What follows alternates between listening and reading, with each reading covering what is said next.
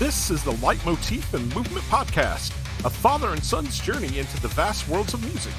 I am your host, Mike Ficklin, and joining me on this epic musical journey is my son, Michael Ficklin. This show is dedicated to the discussion of music and introducing Michael to music from the past and present. We discuss music mainly from the genres of rock, hard rock, and heavy metal. We also from time to time dive into film and video game scores, and we sprinkle in some surprises along the way. Michael, what have you been listening to this week? I haven't really listened to anything this week. The only thing I've listened to is The Assignment. Any particular reason why? Just haven't wanted to listen to music. Well, that's a bummer. I always like to listen to music, even if it's just a little bit of something. For me, I checked out the new album from Lamb of God titled Into the Void. This is the American heavy metal group's 10th record. If you're familiar with the band's brand of thrash punk-influenced heavy metal, then you know what you're in for here. Double kick machine gun drums, thrashy, groovy, heavy-as-hell guitar riffs, and Randy Blythe's trademark death metal screams and growls are all present here. Something that has changed is the band's logo. Gone is the old papyrus font, and in with a sleeker, more modern and generic typeface. However, digging into the record itself is like eating a meal full of comfort foods. The band gives us plenty of what we enjoy from them, such as Into Oblivion, Parasocial Christ, The Killing Floor, and Bully. El Vacchio brings a unique sound to the album, breaking from the heavy, thrashing sound to a more ballad-like territory. Bly even provides some nicely done clean vocals in the verses. It does feel like the band made an effort to try and recapture the magic from their early releases, and I feel that for the most part they do succeed. This gets a Pick of the Week nomination from me. Also checked out the new record from Poison the Well titled Peace in Place. The American post-hardcore metalcore band have returned with their 6th studio record, and the first one since 2009's The Tropic Rot. The band has lost none of its angst or anger. The band brings a mix of heavy-as-hell riffs and more melodic moments that remind me of the best early 2000s metalcore bands. Standout songs for me include Primal Bloom, which is very reminiscent of something 36 Crazy Fists might have done, Thoroughbreds, Weeping Tones, A Wake of Vultures, and the crushing closer Plague Them the Most. The album features a fun throwback to the greatness of CDs, in that there is a hidden track that plays out as a melancholic ballad. It's quite different from the band's usual sound. Peace in Place is a satisfying return for Poison the Well, and a reminder of what metalcore should be. The last thing I checked out is the new record from the Deer Hunter titled Sonya. This is the American prog rockers' 9th studio record and is the sequel to 2022's Antimai. This is such a fun and quirky listen. It has a cinematic 70s or 80s sci-fi aesthetic to it. The album features lots of synths, strings, funky bass rhythms, and jazzy guitar work. Album closer Sonya even features a fantastic sax solo and a horn section. Musically, it's very theatrical and over the top in all the best ways. I loved songs like Opener The Wasteland, the very funky The Bizarteria, and the 3-part Glass Desert Suite. Casey Crescenzo's vocals are a big highlight. He's always been fantastic, but on this record he gives an absolute tour de force performance. To say I enjoyed my time with this record would be a huge understatement. I sat with a smile on my face the entire time, tapping my feet to the infectious rhythms and thoroughly enjoying the soundscapes. It gets a Pick of the Week nomination as well. Michael, did you think of anything? I'm just going to say 9 albums? That's insane. Yeah, the Deer Hunters put out 9 studio records, but Lamb of God had just put out their 10th one. So Wowzers. they've been going for a while too. Wowzers. What albums? All right. Now we're going to get into mine and Michael's favorite segment. This is the Art of Discovery, wherein we take a listen to a few bands that are either unsigned or just not getting the love and attention we feel they deserve. We've got a great collection of songs for you this time around. We're going to kick things off with a metalcore band out of Houston, Texas that we've featured on the show before. This is Enthronement with their song Demiurge.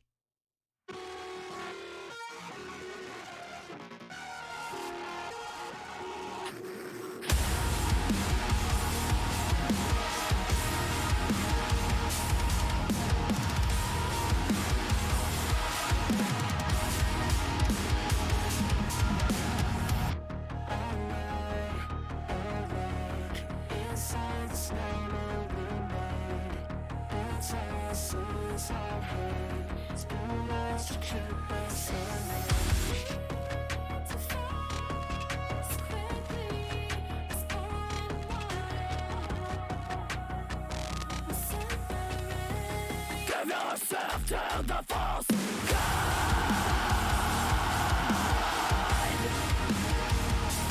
False God.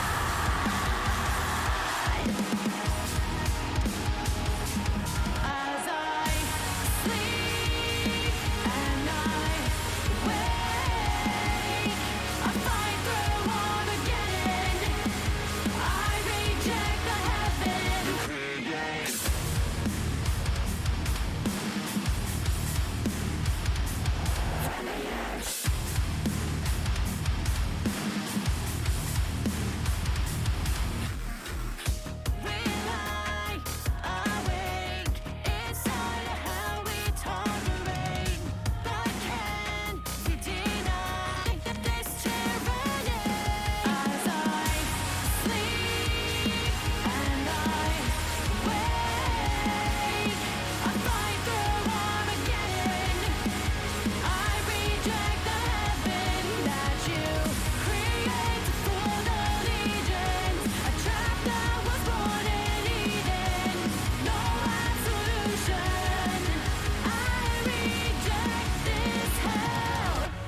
Give yourself to the force. God. You better make the demiurge.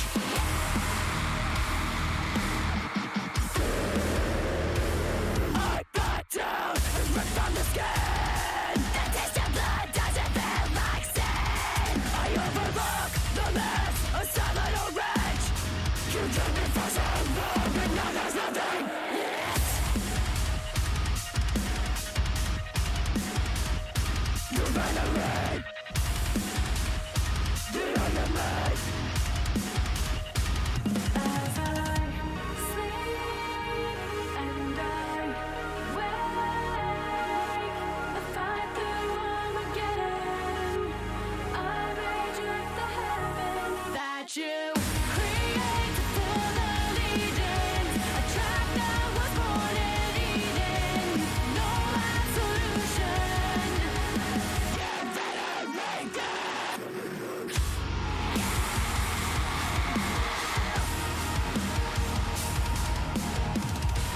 Give yourself to the false God.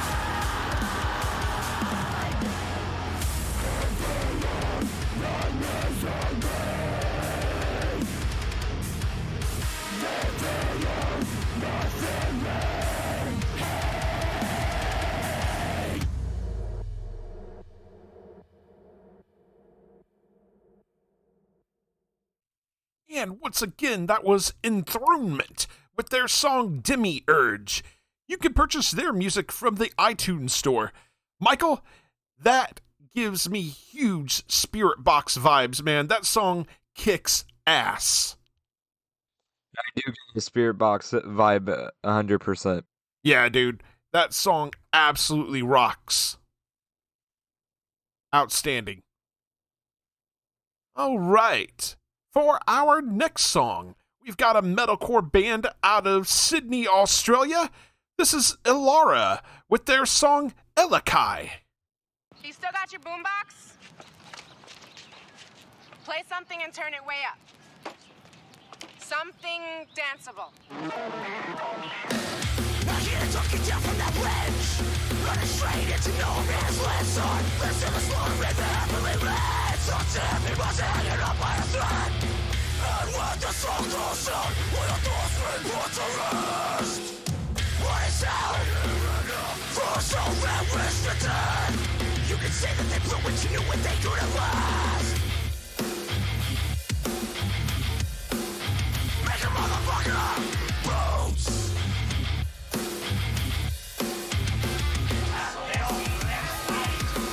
Something a little less demonic, please.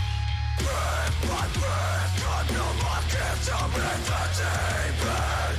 From a desert busy heavens above, in the south I feel the heat in the north of the love. Wow!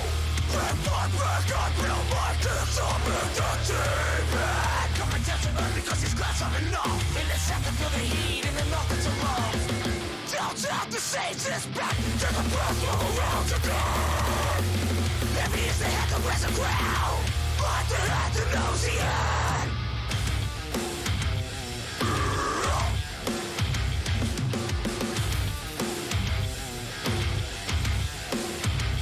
Fuck it.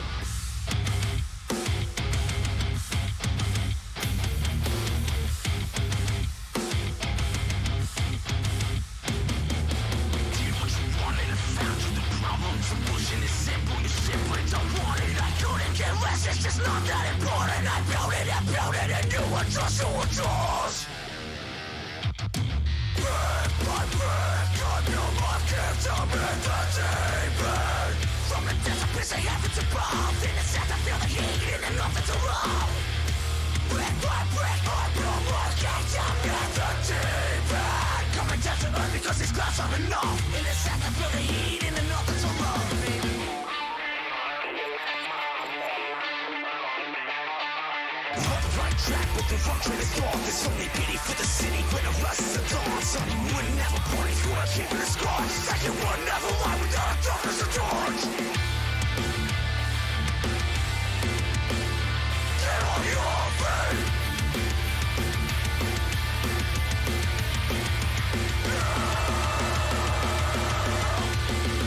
Breath by breath, God will not give to me the deep end. From the desert busy heavens above, in the south I feel the heat, in the north it's a love. Ow!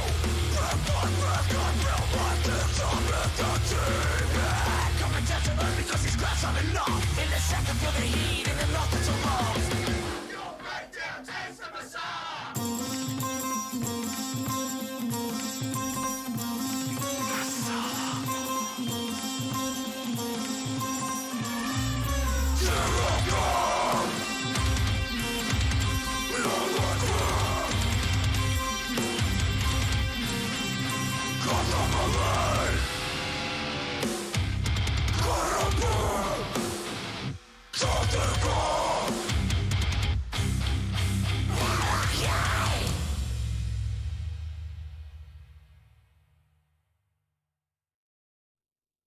And once again, that was Ilara with their song Elakai.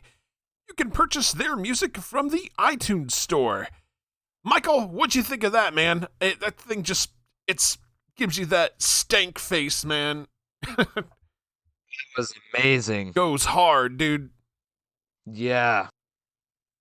All right, our final song on the segment comes from an instrumental post-rock band out of California. This is the Mantra Discord with their song The Lost Widow.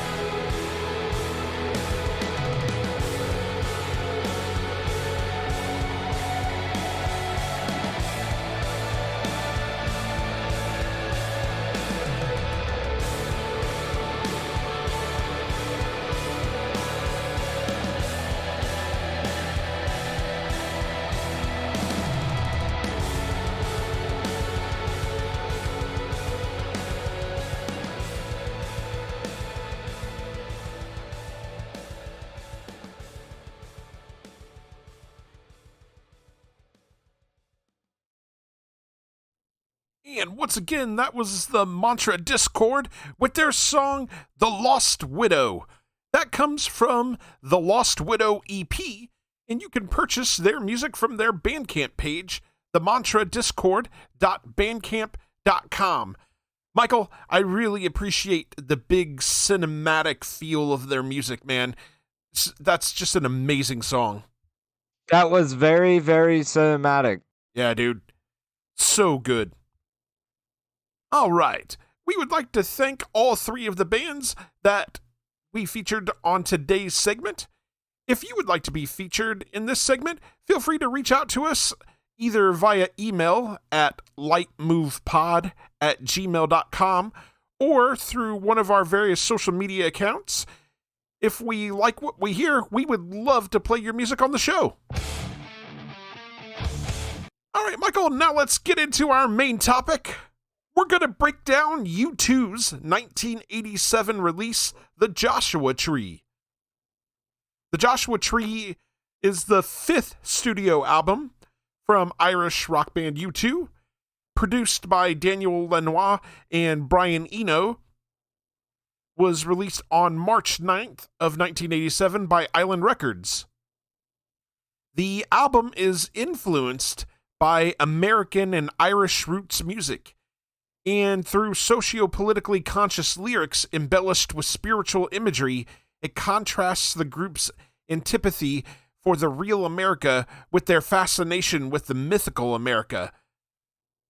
The record's theme was inspired by their experiences in the United States as well as American literature and politics. Recording for the record began in January 1986 in Ireland, and to foster a relaxed, creative atmosphere, the group primarily recorded in two houses. Several events during the sessions helped shape the conscious tone of the album, including the band's participation in the Conspiracy of Hope benefit concerts for Amnesty International, the death of their roadie Greg Carroll, and lead vocalist Bono's travels to Central America. Throughout the sessions, U2 sought a cinematic quality for the record, one that would evoke a sense of location, in particular, the open spaces of the U.S. They represented this in the sleeve photography depicting them in American desert landscapes. The Joshua Tree received critical acclaim, increasing U2's stature significantly. It topped the charts in over 20 countries, including the U.S., for the group's first #1 album there, and it became the fastest-selling album in British history at that point. The Joshua Tree won Grammy Awards for Album of the Year and Best Rock Performance by a Duo or Group with Vocal at the 1988 Grammy Awards ceremony. The group supported the record with the Joshua Tree Tour, which was the highest-grossing North American tour of 1987, and marked the first time in their career that they performed in stadiums. Frequently listed among the greatest albums of all time, The Joshua Tree is one of the world's best-selling albums, as well as U2's best-selling album, with over 25 million copies sold, including a diamond certification in the U.S. U2 commemorated the record's 20th anniversary with a remastered re-release, and its 30th anniversary with concert tours and a reissue. In 2014, The Joshua Tree was inducted into the Grammy Hall of Fame and was selected for preservation in the U.S. National Recording Registry, having been deemed culturally, historically, or aesthetically significant by the Library of Congress. In voting for Rolling Stone's 1987 end-of-year's readers' polls, U2 won in the categories Best Album, Artist of the Year, Best Band, Best Single with or Without You, and Best Male Singer. The album placed 4th on the Best Albums list from the Village Voice's 1987 Paz and Jop Critics Poll, and 6th on NME's End-of-Year Albums list. At the Juno Awards of 1987, The Joshua Tree was nominated for International Album of the Year. In 1988, U2 received 4 Grammy Award nominations for the album and its songs, winning honors for Album of the Year and Best Rock Performance by a Duo or Group with Vocal for The Joshua Tree. I Still Haven't Found What I'm Looking For was nominated for Song of the Year and Record of the Year, but lost in both categories. U2 were the only act that year to be nominated in each of the big three categories: Record of the Year, Song of the Year, and Album of the Year. U2 won the Brit Award for International Group during the 1988 ceremony. At the American Music Awards of 1988, the Joshua Tree was nominated for Favorite Pop Rock Album and the band for Favorite Pop Rock Band, Duo, or Group. Personnel appearing on the record: Bono on vocals and harmonica, The Edge on guitars, backing vocals, and piano, Adam Clayton on bass guitar, Larry Mullen Jr. on drums, Brian Eno appears on keyboards, DX7 programming, and backing vocals, Daniel Lanois on tambourine, omnichord, additional guitar, backing vocals. The Armin family appeared on One Tree Hill, Dick Armin, Paul Armin, and Adele Armin. Dick Armin provided, I think it's pronounced Rod cello. Paul Armin provided viola. And Adele Armin provided Rod violin. The Arklow Silver Band provided brass on Red Hill Mining Town, and Paul Barrett provided the brass arrangement and conducting. And Michael, with that little bit of background out of the way, let's go ahead and dive in. We're going to start with track number 1. This is Where the Streets Have No Name. Michael, what you got on this? I think that was more than a little information for background. Dude, this record was massive, man. Absolutely massive. I really like the anthemic build-up to, I think it's a guitar. I may be incorrect. Don't quote me on that. Yeah, there's a bit of synthesizer and the guitar building up. Yeah. I really like the vocals. This is an amazing starting track. And this is at 270 million plays. I totally believe it. It's, in my opinion, one of the best songs U2 has ever done. This is third on the record, and I can tell you the exact placement it places on their most popular, because I saw it up here. It looks like it ranks, I think, 8th, probably, on all of U2's stuff. That tracks. I think that tracks. That's fair. You have anything else? I'm gonna let you take it away. Okay. So, this is hands down my favorite song on the record. It's in my top 5 favorite U2 songs ever, competing for number 1. Brian Eno does an incredible job with building atmosphere and ambiance with his synth work. Edge's guitar work features minimal notes. It's an arpeggio played through a delay. It's a really beautiful sounding song with a beautiful sentiment. It also features a long intro. It's almost 2 minutes before we hear Bono's vocals. Bono's vocal melodies are outstanding. There's some fantastic hooks that are so easy to sing along to, especially during the chorus. I adore lyrics like, I want to run, I want to hide, I want to tear down the walls that hold me inside, I want to reach out and touch the flame where the streets have no name. Those words are so hopeful, emotional, and powerful. They pull you in. Larry Mullen Jr. deserves a lot of praise for his drums on this song as well. The beat is so simple, but underlying there are a couple of time shifts that the band has stated made this song very difficult to pull together in the studio. This song always makes me feel uplifted. It's one of those songs that has the power to move me to tears in the right mood or under the right circumstance. Bono explained in Propaganda 5 from 1987, Where the Streets Have No Name is more like the U2 of old than any of the other songs on the record because it's a sketch. I was just trying to sketch a location, maybe a spiritual location, maybe a romantic location. I was trying to sketch a feeling. I often feel very claustrophobic in a city, a feeling of wanting to break out of that city, and a feeling of wanting to go somewhere where the values of the city and the values of our society don't hold you down. An interesting story that someone told me once is that in Belfast, by what street someone lives on, you can tell not only their religion, but tell how much money they're making. Literally, by which side of the road they live on, because the further up the hill, the more expensive the houses become. That said something to me, and so I started writing about a place where the streets have no name. Fun piece of trivia, Michael. Producer Daniel Lanois actually called this the Science Project song. He famously had a massive chalkboard in the studio to map out the timing and chord changes because the band kept getting lost. That's funny. It is interesting when you've got a band of the caliber of U2, and even they struggle in the studio from time to time. Well, everybody has their struggles. Totally.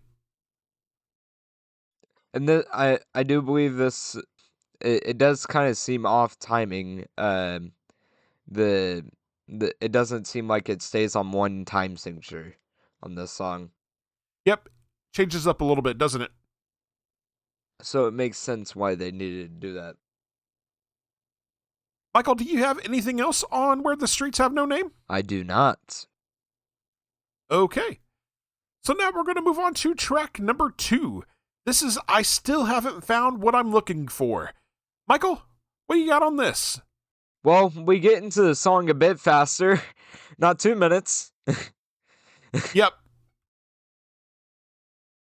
I really like the vocals, and I can't figure out what that instrument is like in the background. I can't figure that out. There's probably a little bit of synth work, and you're probably hearing Edge playing his guitar. He's playing this chiming arpeggio. It's very different. Yes. And I gotta give this album props for being like way different than most bands and all that. Yeah, it's very atmospheric, very cinematic. Much different than what we've covered on this show before, aside from maybe Dredge.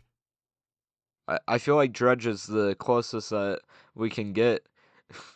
Yeah, I completely agree. In fact, I remember giving the Dredge album that we covered, El Cielo, to a friend of mine when I worked for one of the major telecom companies back in the day.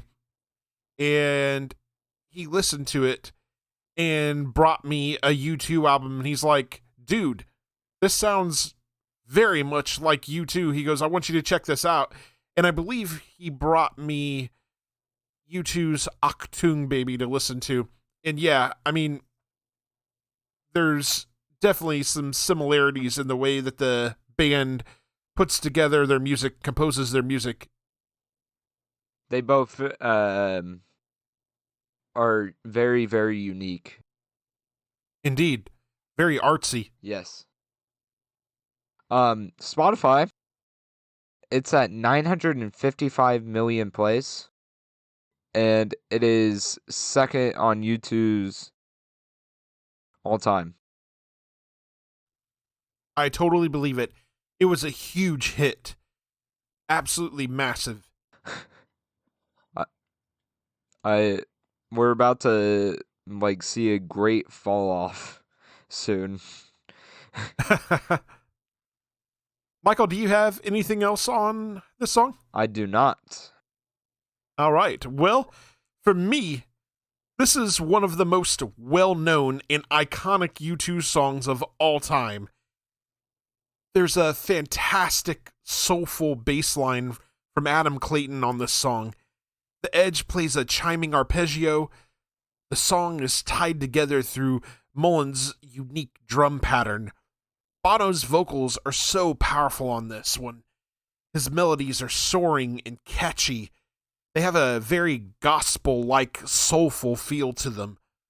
This is added to by the backing vocals provided by The Edge, Brian Eno, and Daniel Lanois.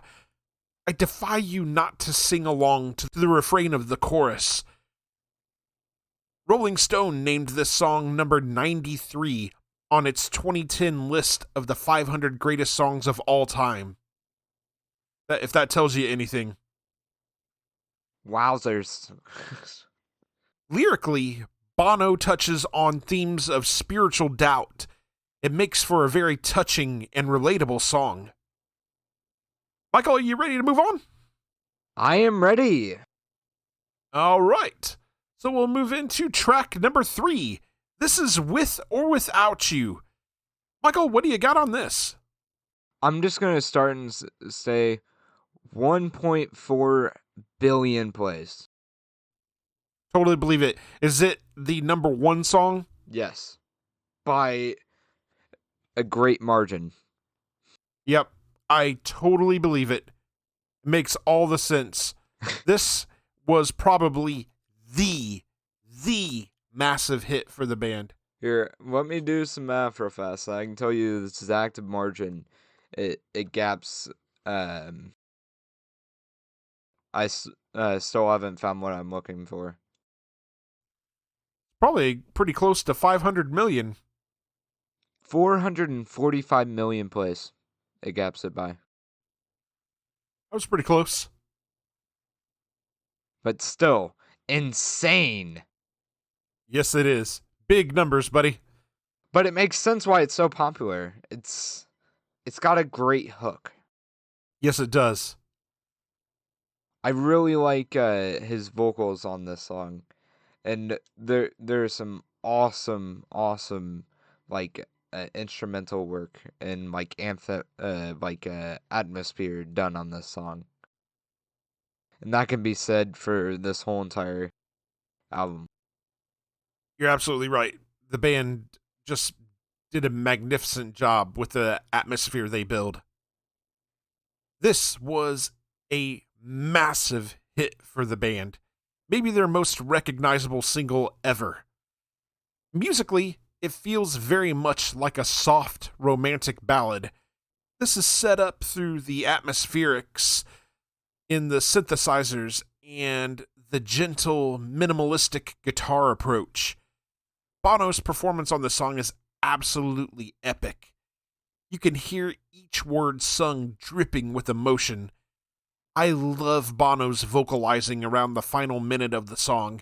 It feels heartfelt and genuine. Adam Clayton puts on a masterclass in restraint by playing the same 4 notes on the bass throughout the song. He doesn't deviate once. Gives the song that hypnotic foundation that allows Bono's vocals to really take off. Bono has stated that this song is about the 2 sides of himself. One side is the responsible, protective, and loyal side. The other is the vagrant and idler who wants to run from responsibility. Michael, do you have anything else on With or Without You? I do not. All right. So we'll move along to track number 4. This is Bullet the Blue Sky. Michael, what do you got on this? This is very different. It's got more guitar and drum work in it that stand out. It's definitely the heaviest feeling song on the record for sure. Yeah, it's 100% by miles. It takes that crown by miles. And like I said, it's a heavy fall off in plays. We're at 40 million Starting now. here. Yeah. I like this song. So I imagine that, you know, those first 3 songs were definitely the biggest singles from the album and stuff. So it's kind of understandable why it falls off. Still, this song is a good one. It's an insane fall off. Yeah, it really is. I mean, we'll get like almost to single digits millions towards. See, I'm going to disagree. Yeah. we get, the lowest we get is 13 million. I guess we'll find out what song that is when we get to it, but There's I'm actually sure I'm two probably going to songs at disagree. 13 million. Okay. But I really enjoy the vocals, and it's a nice switch up going from nice and nice atmosphere like to drums and guitars. Yep. This song definitely has a darker edge to it, doesn't it? Yeah. There's a killer bass line on this song that drives the song forward. The tone on the Edge's guitar during the opening of the song reminds me of something you'd hear in a White Zombie song. It's industrial, sludgy, and dissonant. The Edge's guitar work again is minimal, but impactful. Bono's vocal delivery is fiery and angry at times. The song closes out with Bono doing a spoken word section and a guitar solo from the Edge. The solo is economic, with the Edge getting the most from every note. During the spoken word section, Bono is imitating a preacher he had seen on American television, adding an element of American Gothic to the song. Bono has stated that this song is expressing his anger over what he witnessed on a trip to Nicaragua and El Salvador. He saw firsthand the negative effects of U.S. military intervention in the region on the local people. Michael, do you have anything else on Bullet the Blue Sky? I do not. Okay, so we'll move on now to track number 5. This is Running to Stand Still. Michael, what you got on this? This is like we're like it's very different coming off from the last song. Totally. And we're at 47 million plays. We do not get above 100 million plays throughout the rest of the album. Actually, above 50 million plays. We do not get above 50 million plays. This is another one of those instances where people are just chasing the singles. Come on, folks. Listen to the whole album. Listen to the songs in context with the entire album. Come on. Well, we got very little people that came for the rest of the journey. I'm against it. Everybody joined at With or Without You, and then just disappeared. Bounced. I don't even think we make barely a dent in With or Without You with the rest of the album. I don't like it, but whatever. But this has like more. He's singing in a piano, which is like the lowest you can go, like for like going like singing out. He's singing softly, best way to put it, which is unique. Yeah, this song is unique among the rest of the album. Got a totally different sound. It's got like a very soft. I don't really know how to describe it, but it's very like I would say peaceful, but I don't know. Yeah, it's definitely got this kind of cinematic, dramatic, emotional style to it. Although I will say the way the song opens has sort of a country western sound.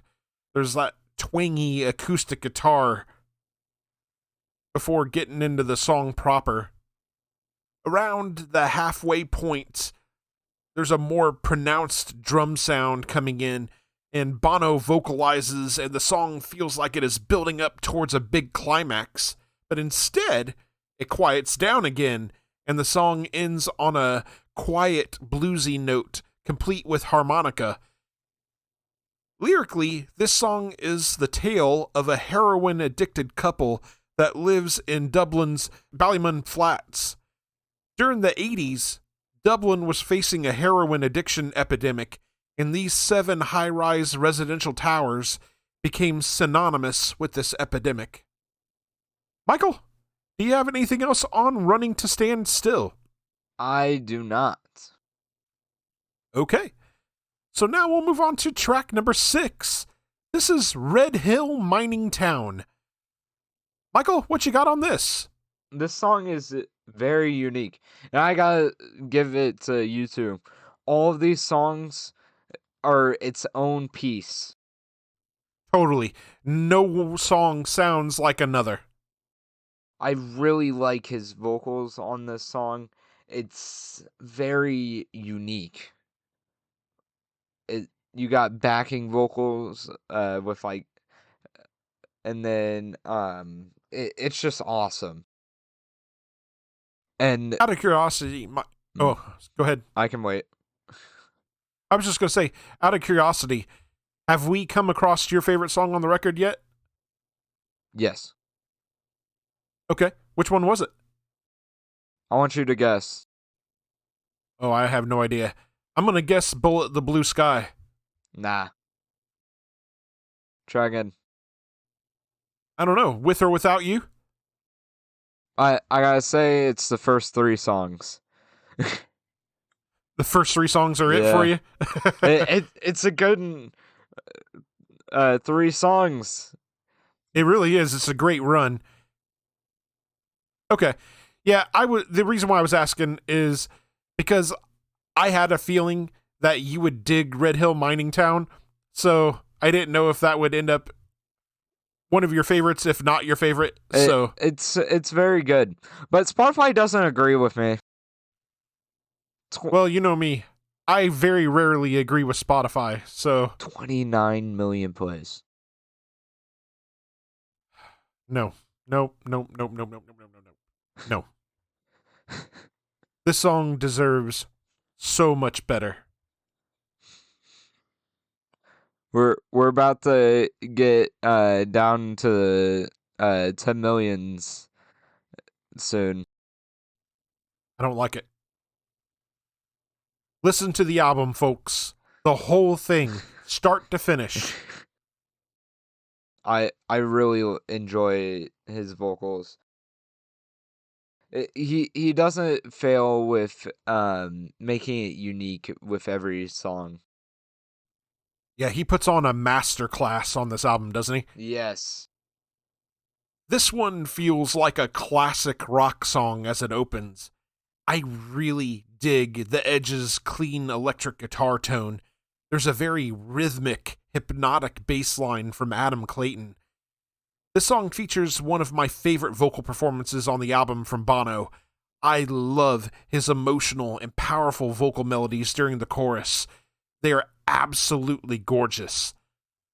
The whole feel of the song is heart-wrenchingly drenched in emotion.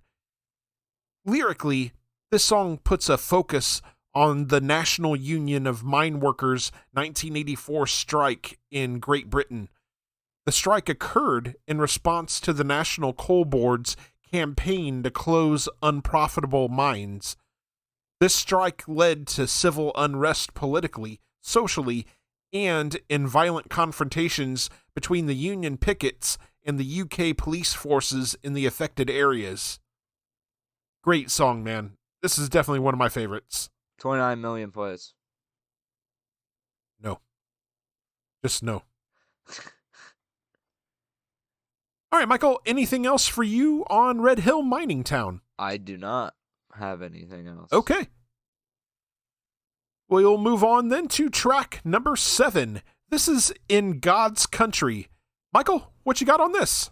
44 million plays. No. Keep in mind, I just want this to be known. I'm pretty sure all the songs together on this record and plays without you doesn't even add up enough to like tie with it. Well, I would imagine not. It gets close. I'm pretty sure it'd probably end up at, like, falling short of 100 million.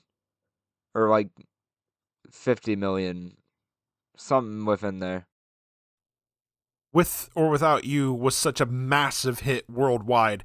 It's not hard to believe that the rest of the album doesn't even compute to get close. So as far as listens, I enjoy this song.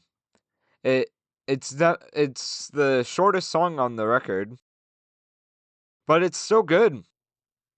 yeah, it's up tempo and upbeat. Yes, very up. And I'm gonna go back and say the same thing I've been saying for the past 7 songs. It's always different. It's not the same thing. Yeah, that's huge credit to the band, right? For not just writing the same pop hooks over and over and over again, making a conscious effort to make each song its own thing, right? Mm-hmm. The song opens up with an acoustic guitar and electric guitar playing alongside each other before breaking into the song proper. The song is upbeat and up-tempo, like I mentioned. It feels more like a straightforward rock song. The Edge's guitar work provides its usual bright shimmer. In fact, he's putting on a bit of a 16th note rhythm masterclass. It's meant to mimic the feeling of a fast-moving train or car traveling across the American plains, providing a sense of momentum. There's some synth work underneath that provides some ambiance. It's not a bad song, but it's also not my favorite song on the record. There are certainly more interesting songs to be found.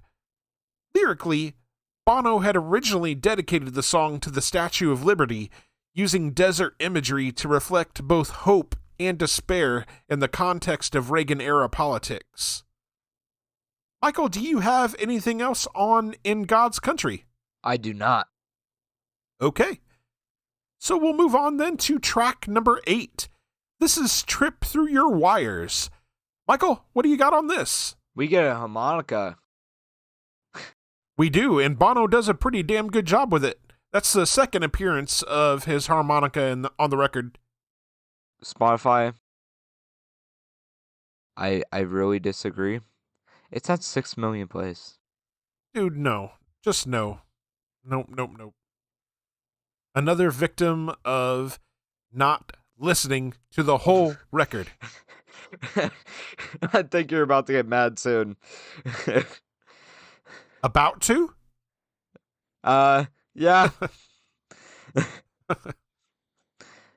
I don't know what your opinion is on the next couple of songs, but you may get a little frustrated with Spotify. Fair enough. What do you got on this, buddy? I really like that harmonica. It's so unique. And this kind of seems like it was done in a live setting, you know? Kind of feels that way, doesn't it? With how the vocals are, it kind of seems like it was done in a live setting. Because in live settings, you can how the audio is recorded, you can very much tell when it's in live. Kind of feels like they're all in the same room and they're doing like a one-take live performance, doesn't it? Yeah. I wonder how many notes the band members had just writing this record. How many notes? Yeah, like personal notes to like guitar riffs and all that. Oh, you mean like jotting down, I'm Yeah. supposed to come in here, that kind of thing? Yeah. Okay. I bet quite a bit. This song seems like this whole entire album seems on awkward timing. I wouldn't call it awkward. There are some odd timing signatures, but I wouldn't call it awkward per se. I don't know how to describe it. It's not usual time signatures. You're used to that 4/4 timing, aren't you? Yes. Yeah. Oh, I've got all kinds of fun stuff for you, my guy, as we get deeper into the old progressive side of music. Let's I hear from you. love yeah, I love the bluesy feel of this song. It's much different than anything else on the record. We even get, as you mentioned, Bono playing the harmonica. Daniel Lanois' omnichord provides some additional jangle in the background. Bono's vocal performance is moody and heartfelt. His vocal melodies are hooky and memorable. The rhythm section of Clayton and Mullen absolutely kill it on this song. They provide a terrific rhythm and blues backbone. Lyrically, this song is meant to be about a girl who brings out passionate feelings from a guy. Bono has stated that this song was meant to be heard in conjunction with a song called Sweetest Thing, which was a song written about his wife. Sweetest Thing didn't make the record, but was instead included as the B-side to Where the Streets Have No Name when that was released as a single.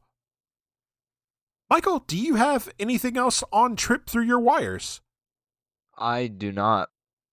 Okay. So now we'll move on to track number 9. This is One Tree Hill. Michael, what you got on this? 29 million plays. Okay.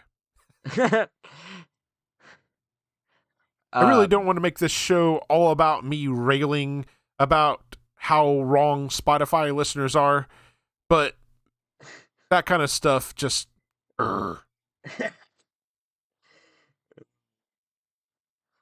Nah, I think you're happy with the plays, you know?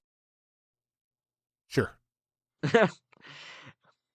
This is another unique song. I really like that riff and like the um how it's very uptuned, the guitar. And of course amazing vocals. And he had some decently higher notes. Yeah, he's got a really, really great range. Yeah. I've heard a very, very, very great range. I wish I had that range, but I don't. Neither do I, buddy. You're not alone. I think if everybody could do it, Bono would not have been as successful, right? Yeah. Because if everybody could do it, it makes him less unique. But that's, one of the things that makes him great is his range.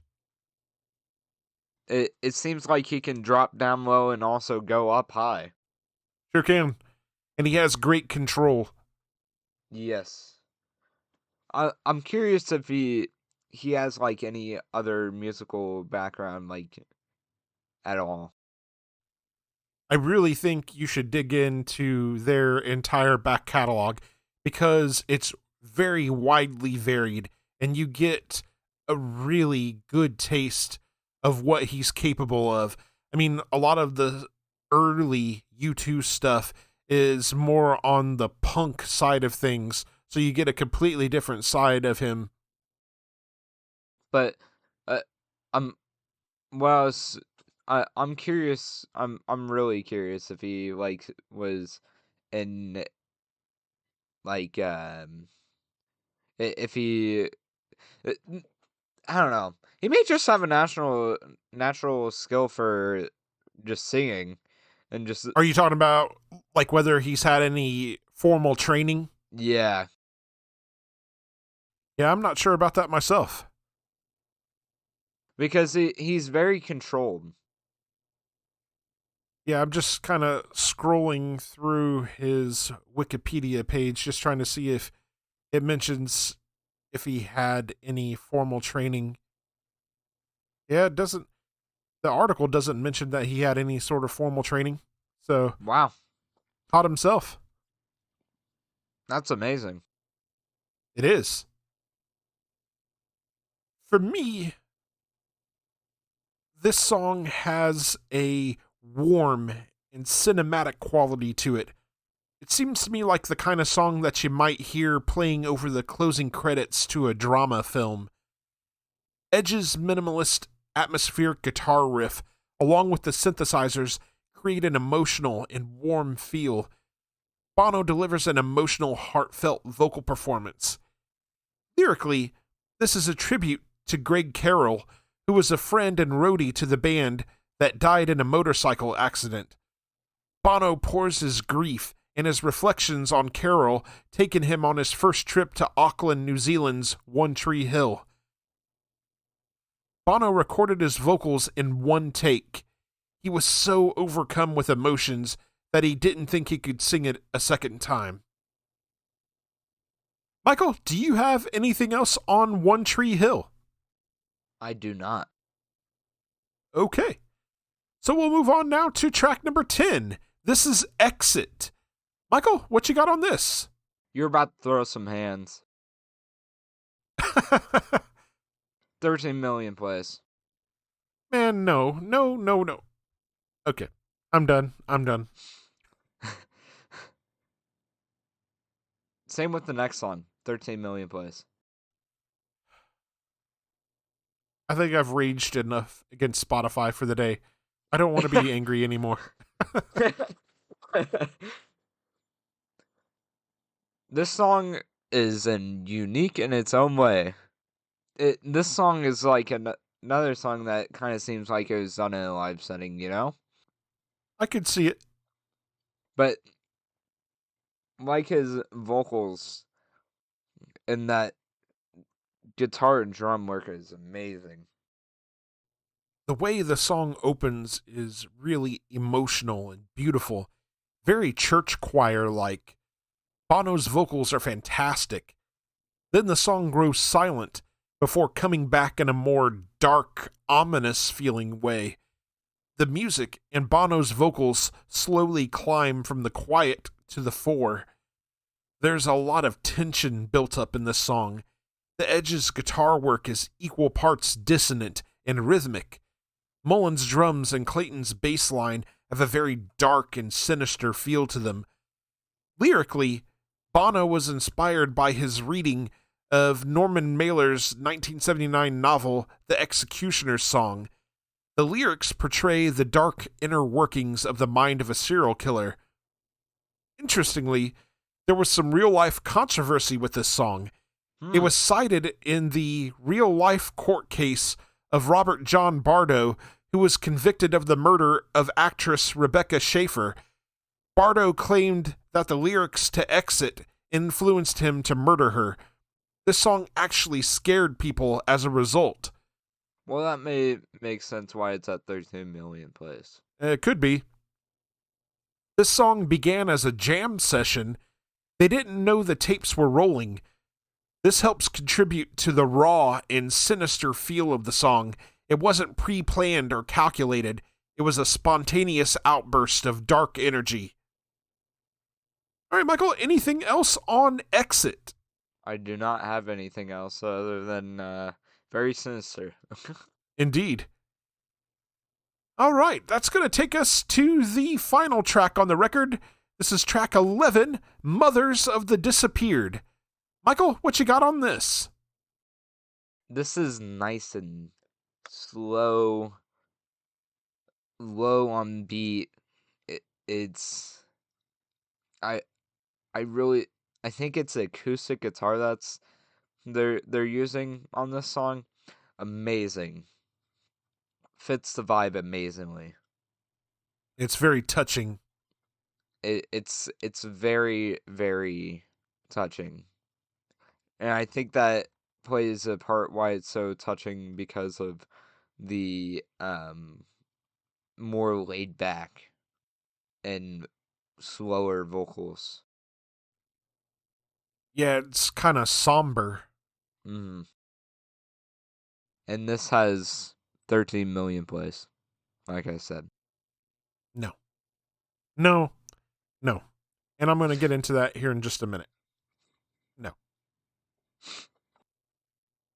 This song opens with what sounds like the Edge scraping his pick along the strings of his guitar. This is joined by synths from Brian Eno.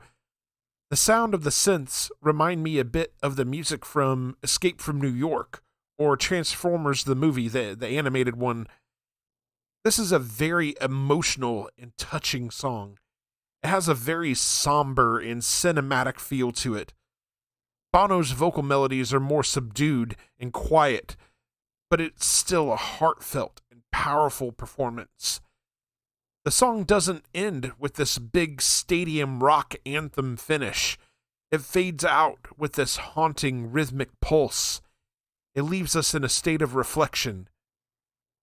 Lyrically, this is a tribute to a group of women, and I'm going to try to pronounce this as best I can. I believe it's Madres de Plaza de Mayo.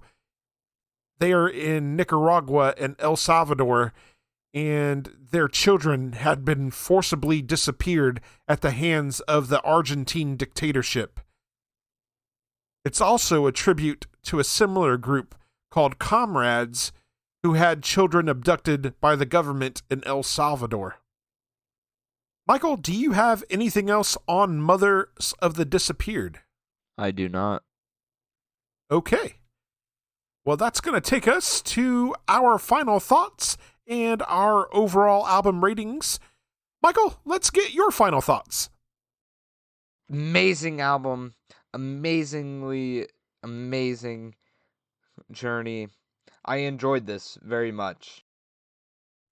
I'm glad. I may have not shown it very much with my notes, but I really enjoyed this. And that's why I'm going to give it a 5 out of 5.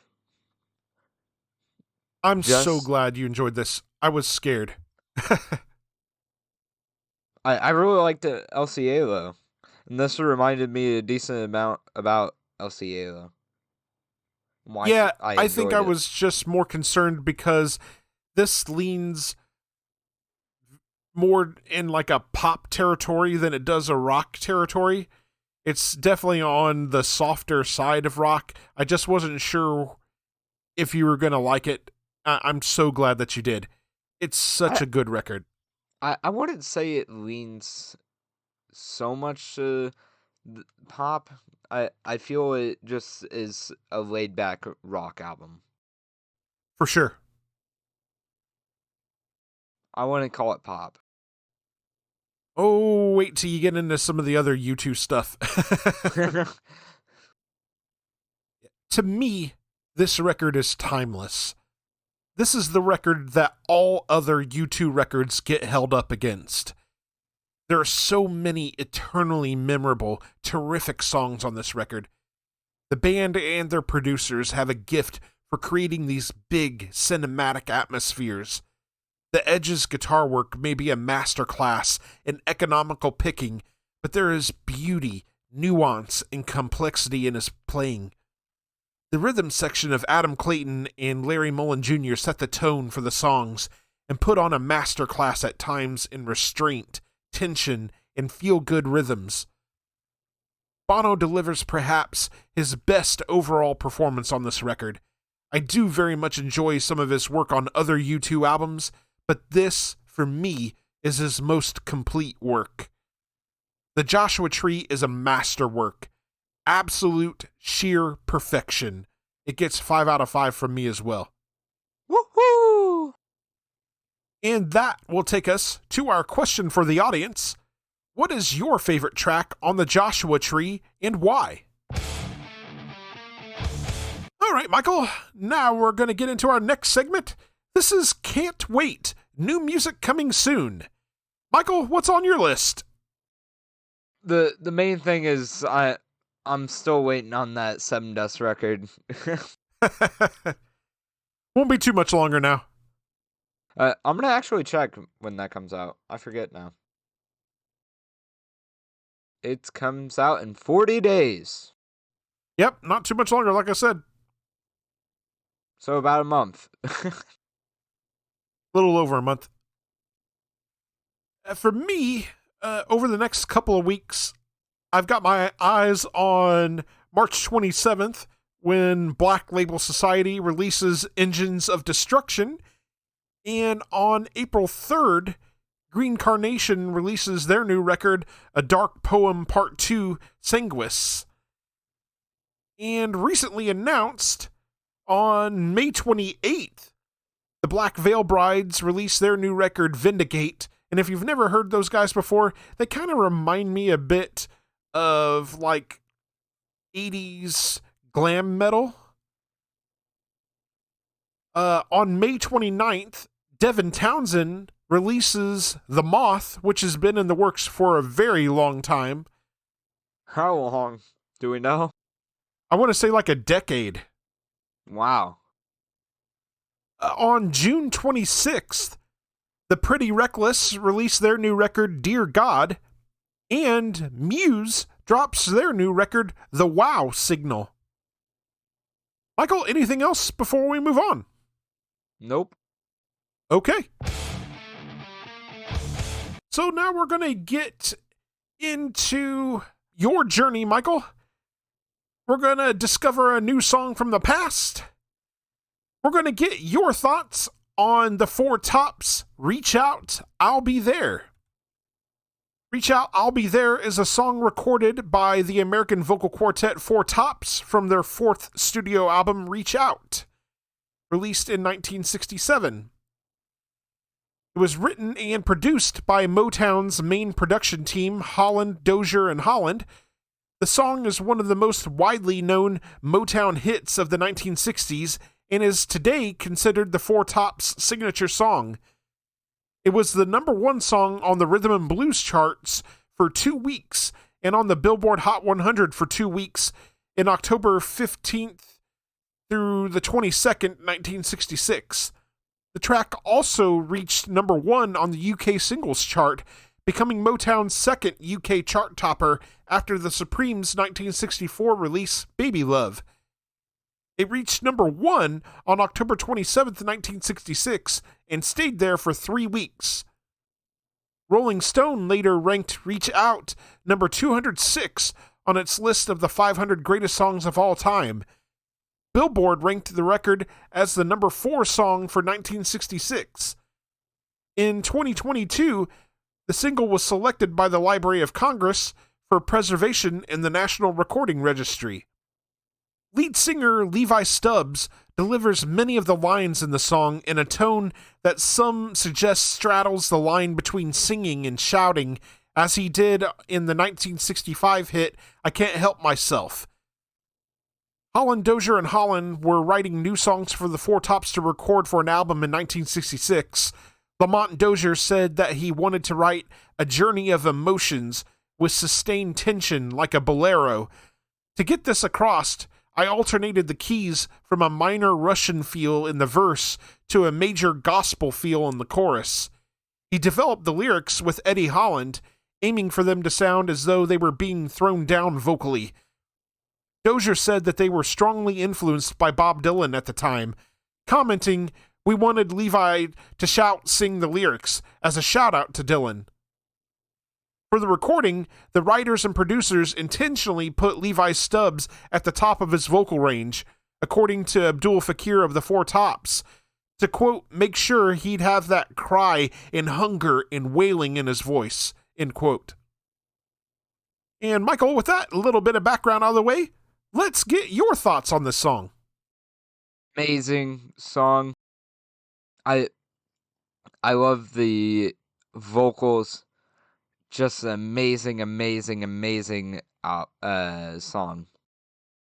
It's got a great And- feel and vibe to it, doesn't it? Yes. And something that caught me off guard.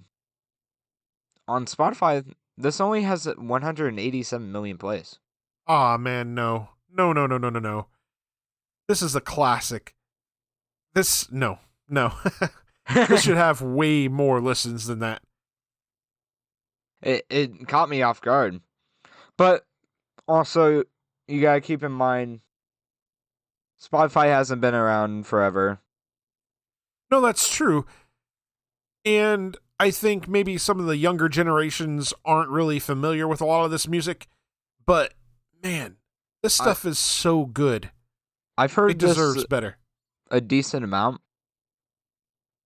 I think it's the fact that they just don't know the song name or like the people that made it. Could be. Had you ever heard the song before? Yes. Or at least the refrain? Yes, I've heard it. Yeah. So yeah, this is another one of those iconic songs. As soon as I hear the opening piccolo, flutes, and bass line, I know what this song is. I love the drums and the jangling sounds of the tambourine on this song. They create an infectious groove. The bass line from James Jamerson of the Funk Brothers is also fantastic and one of the legendary bass lines in Motown history. Lead singer Levi Stubbs delivers the lyrics with so much heart and soul. The vocal melodies on the chorus are so hooky and memorable. The backing vocals are not just providing harmony, they're a response as part of a call and response technique that originated in gospel churches and moved into soul music. I can't not listen to this song and sing along. Such a good tune. Michael, let's get your rating out of 5 on this. Amazing classic. It's gonna get a 5 out of 5. It's amazing. Great tune. Perfection for Michael on this episode. Gave a perfect score. In fact, we're perfect across the board today. I gave a perfect score for the U2 album. You did. Then you give a perfect score for this. We're on a roll today. Okay, Michael, up next on your journey, we're going to cover Soft Cell's Tainted Love. And then for our main topic on the next episode, we're going to be discussing Nine Inch Nails' 1989 release, Pretty Hate Machine. And with that said, we want to hear from you. We will read your emails and messages on the show. We have only one request. Keep them clean. There are several ways to contact us. You can email us at lightmovepod@gmail.com. You can also reach us on several social media platforms, such as Facebook, Blue Sky, Instagram, and Threads. Details on how to connect with us are in the show notes. We are part of the SPDM Crew Podcast Network. Check out all of the podcasts on the network by visiting spdmcrew.com. If you like the show, subscribe to us on your favorite podcasting platform and share with your friends and family. We're available on Spotify, Apple Podcasts, iHeartRadio, and a variety of other platforms. We're also on YouTube. Can't find us on your chosen platform? Shoot us a message and let us know. Leave us a 5-star review on Apple Podcasts. This helps us be found in the algorithm. Make them good and we'll read them on the air. Are you in a band and you'd like for us to check you out and possibly drop a recommendation on the show? Shoot us a message. We'd love to check you out and give you a shout. We'd like to thank you very much for listening to the Leitmotif and Movement podcast. Take care and enjoy music.